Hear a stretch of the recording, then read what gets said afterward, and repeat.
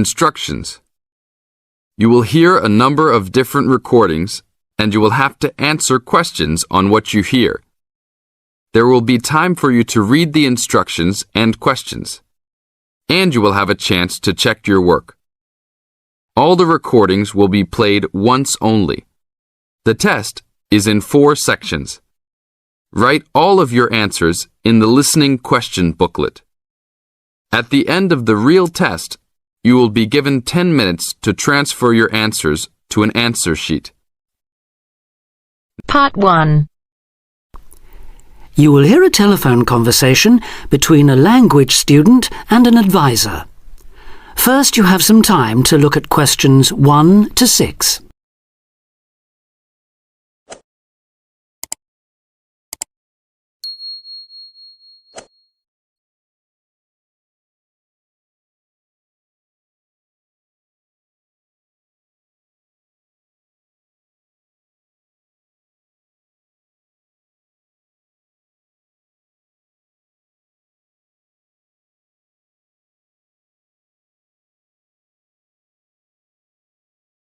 Now we shall begin.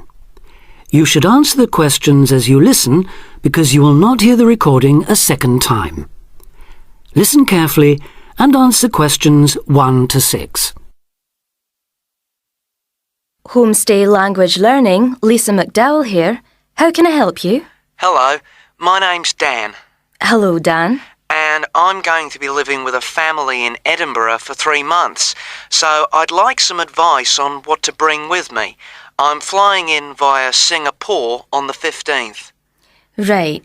Well, perhaps most important of all are your documents, vaccination certificate, sponsor's letter, and the certifying letter from us for immigration. Yes, I've got all those in order, I think.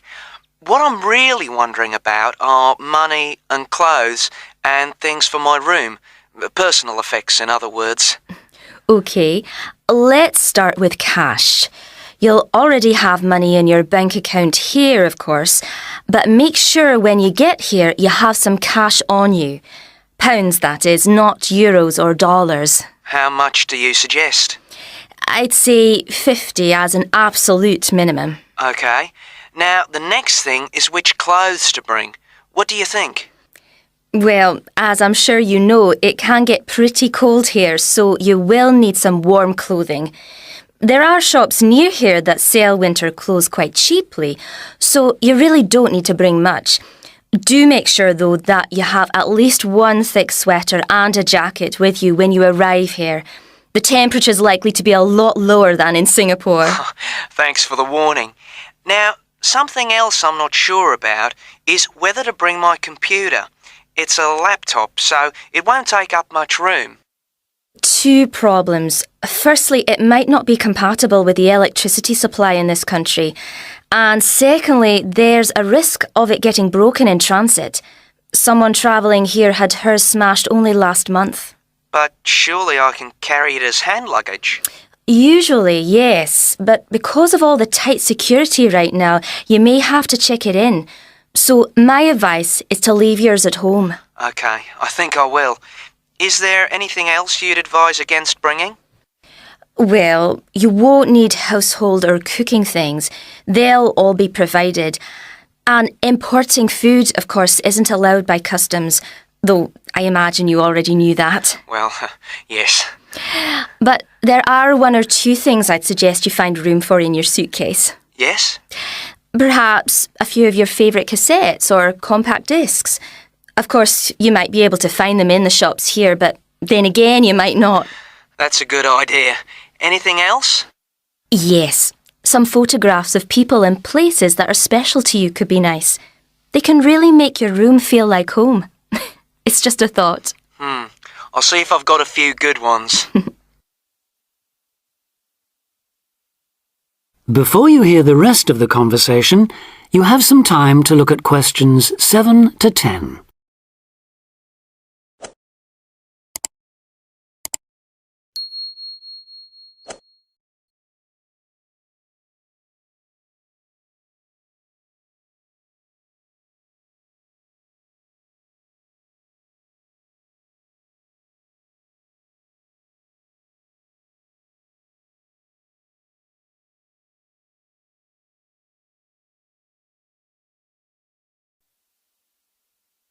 Now listen and answer questions 7 to 10. Just a few points about packing. Make sure all your cases are clearly labelled, in English, with your host family's name and address. Just in case they go missing on the way. It has been known to happen.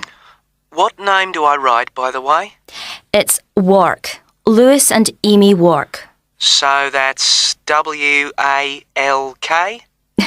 It's actually W-A-R-K. But we'll be posting full details to you later this week. Right, fine. And I'd better put some essentials in my hand luggage, enough for a night or two in case, as you say, anything happens to my main cases. Yes, I'd recommend a change of t-shirt and socks and so on, plus any medication you may need, and a toothbrush, of course. And my tights. Your tights? Yes, for the flight. Wearing them helps prevent deep vein thrombosis when you're flying long distances, not getting any exercise. Oh yes, I've heard about that. Now, talking about exercise, there's one last thing. When you've packed your baggage, check you can carry it, all of it, at least 500 metres without any help. You may have to do that. OK. Well, thanks for all your help. You've cleared up a lot of points. Oh, you're welcome. Have a safe journey, and we'll look forward to seeing you next month. Bye. Bye. That is the end of part 1. You now have half a minute to check your answers.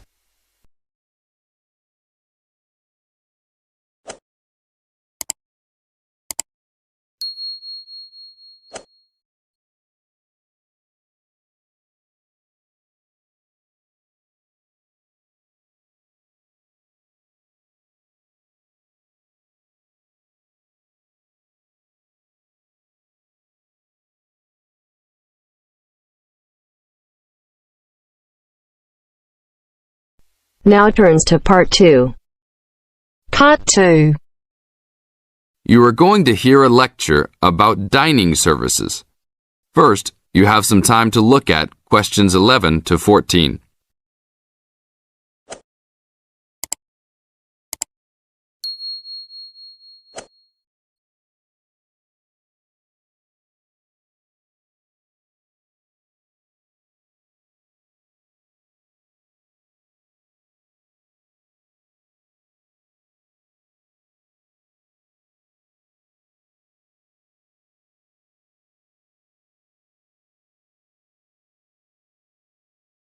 Now listen to the tape and answer questions 11 to 14.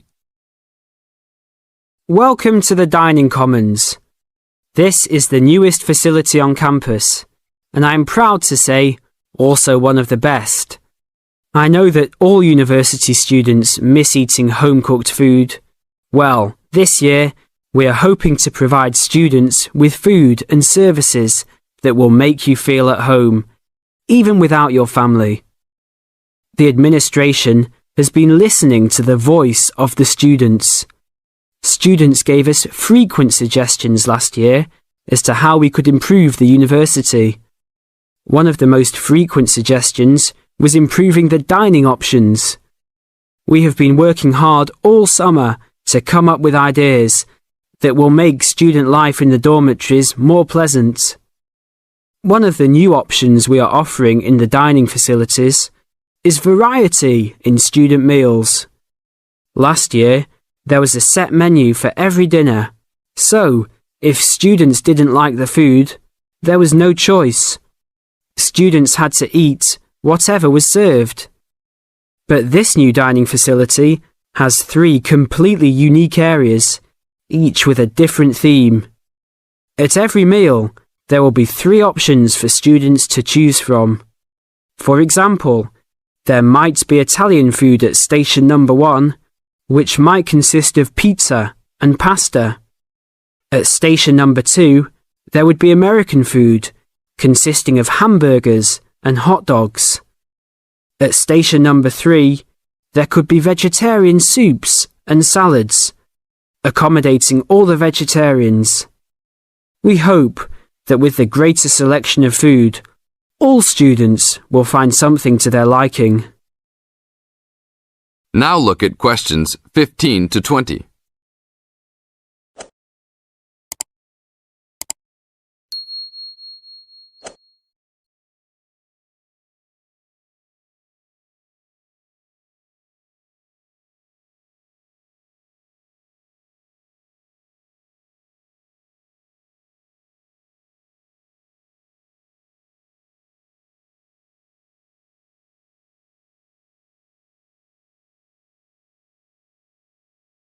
Now listen to the tape and answer questions 15 to 20. Not only will students have more options, the food will also be better. Each section of the facility will have a head chef.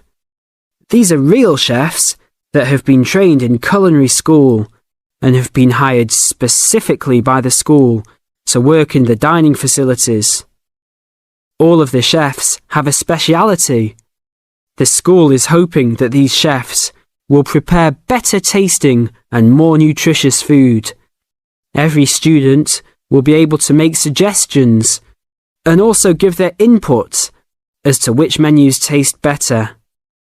Last year, many students complained that the dining facilities didn't have very convenient hours.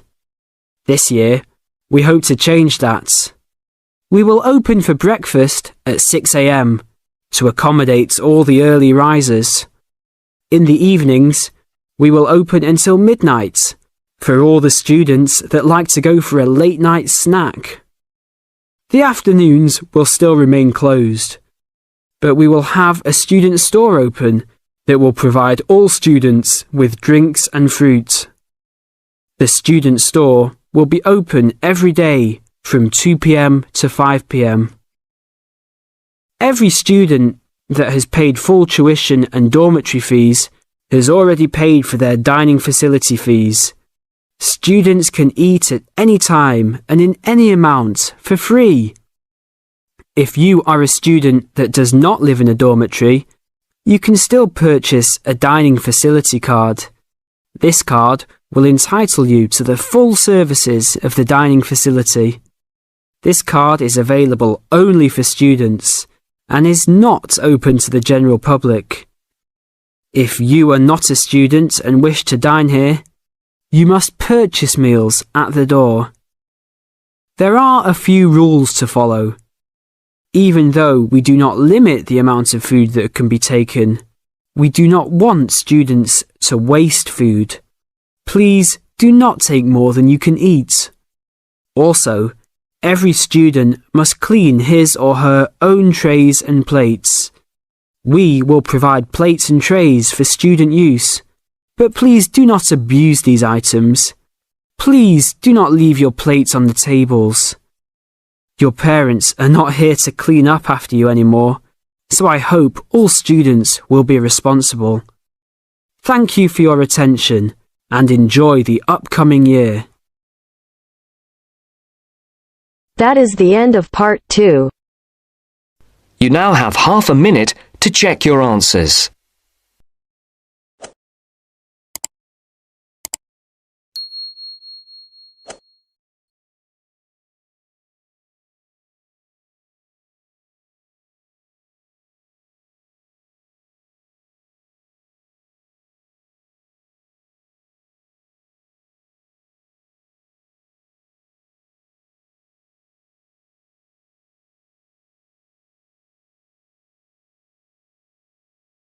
Now turns to part 3. Part 3.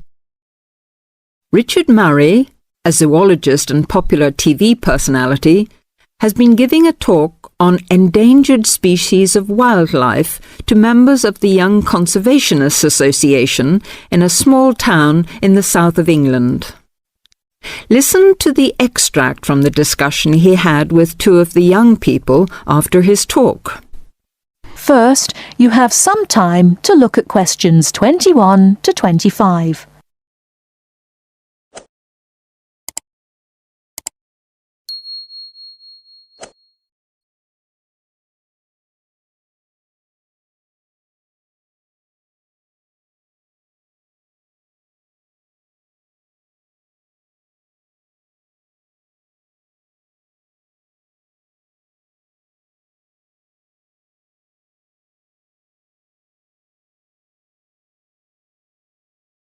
Now listen carefully and answer questions 21 to 25.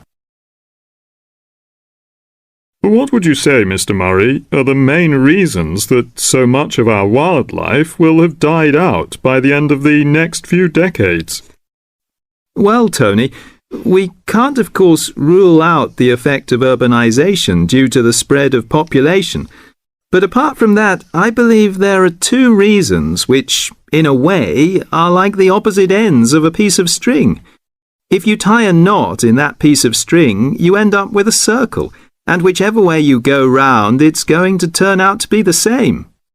I don't think I quite get that, Mr. Murray. Well, let's put it another way. It's rather like a film. You've got the good guys and the bad guys.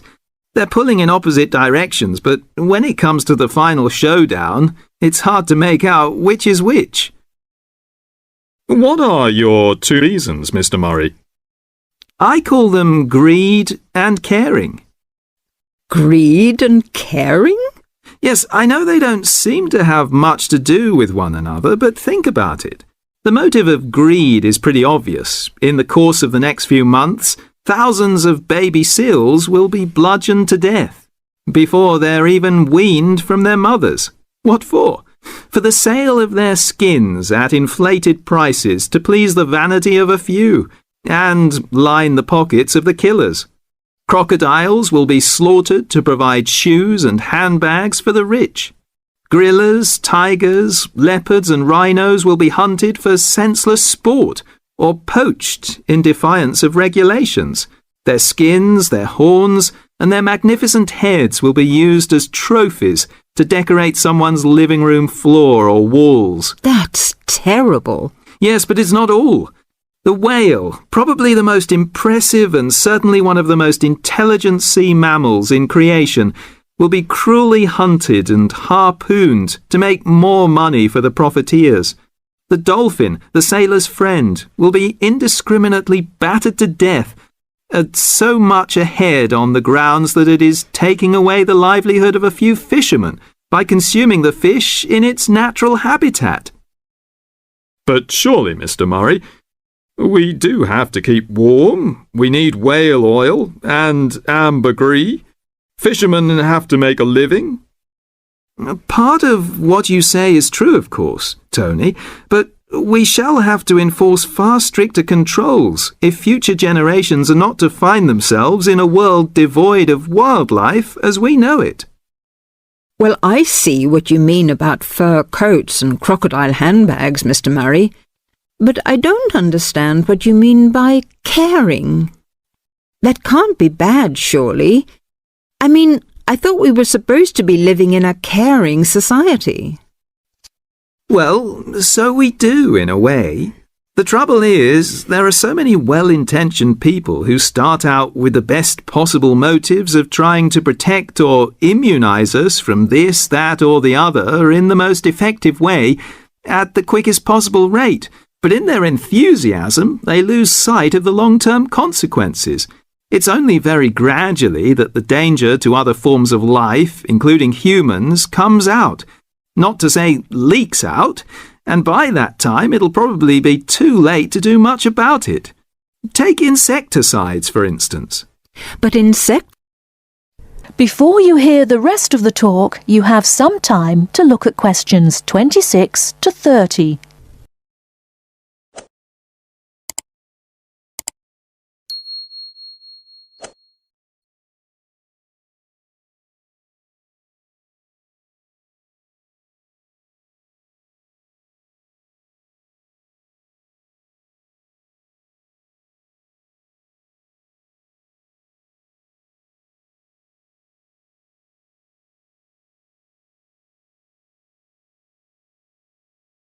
Now listen and answer questions 26 to 30. But insecticides protect crops from pests. They destroy disease-carrying mites and creepy crawlies like cockroaches. True, but nature has a way of developing her own immunity against insecticides and other pest controls, with the result that the biologists are driven to inventing stronger and stronger compounds, which, though they may annihilate the pest, nevertheless permeate the environment, are assimilated by plant and animal life, and become absorbed by the soil. Countless innocent creatures, the beaver or the mole, for example, are performing a useful task in the natural control. The alarming prospect is that as these poisons enter the foods we eat, and consequently our own systems, they'll find their way into the body of the pregnant mother and into her milk, offering incalculable risks to the unborn or newly born infant. In spite of all our technological expertise, our time is running out. We're virtually destroying ourselves. That is the end of part 3. You now have half a minute to check your answers.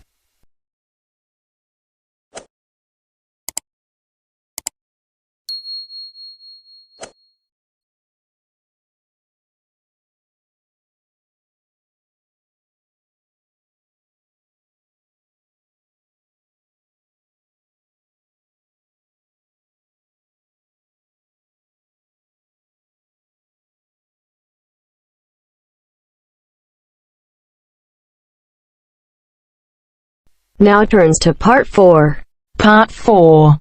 You are going to hear a lecture on William Kidd. First, you have some time to look at questions 31 to 40.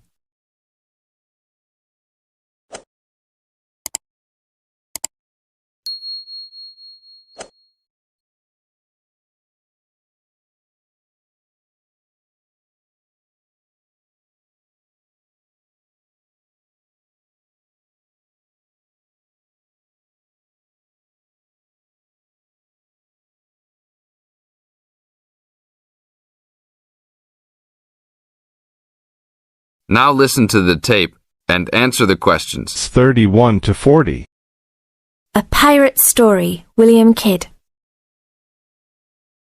William Kidd, who was better known by the name Captain Kidd, was a 17th century British privateer and semi-legendary pirate who became celebrated in English literature as one of the most colourful outlaws of all time. Fortune seekers have hunted his buried treasure in vain through succeeding centuries. Kidd's early career is obscure. It is believed he went to sea as a youth. After 1689, he was sailing as a legitimate privateer for Great Britain against the French in the West Indies and off the coast of North America. In 1690, he was an established sea captain and shipowner in New York City, where he owned property. At various times, he was dispatched by both New York and Massachusetts to rid the coast of enemy privateers. In London in 1695, he received a royal commission to apprehend pirates who molested the ships of the East India Company in the Red Sea and in the Indian Ocean.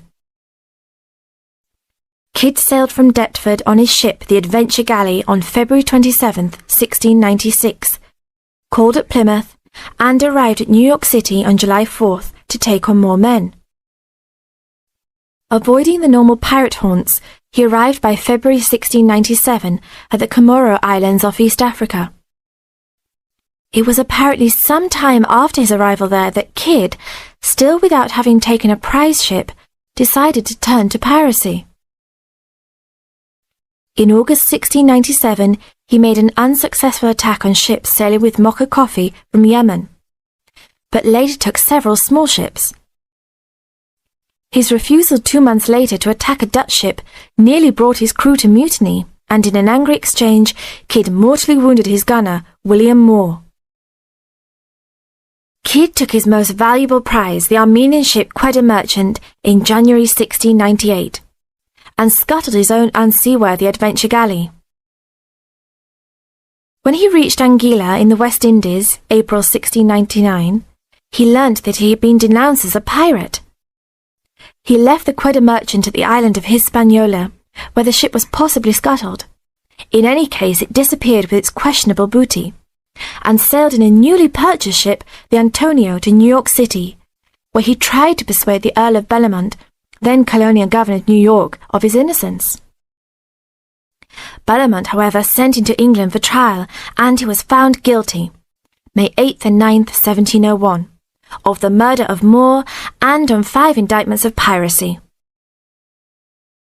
Important evidence concerning 2 of the piracy cases was suppressed at the trial, and some observers later questioned whether the evidence was sufficient for a guilty verdict. Kidd was hanged, and some of his treasure was recovered from Gardiner's Island off Long Island. Proceeds from his effects and goods taken from the Antonia were donated to charity. In years that followed, the name of Captain Kidd has become inseparable from the romanticized concept of the swashbuckling pirate of Western fiction. Among other stories concerning caches of treasure he supposedly buried is Edgar Allan Poe's The Gold Bug. That is the end of part 4. You now have half a minute to check your answers.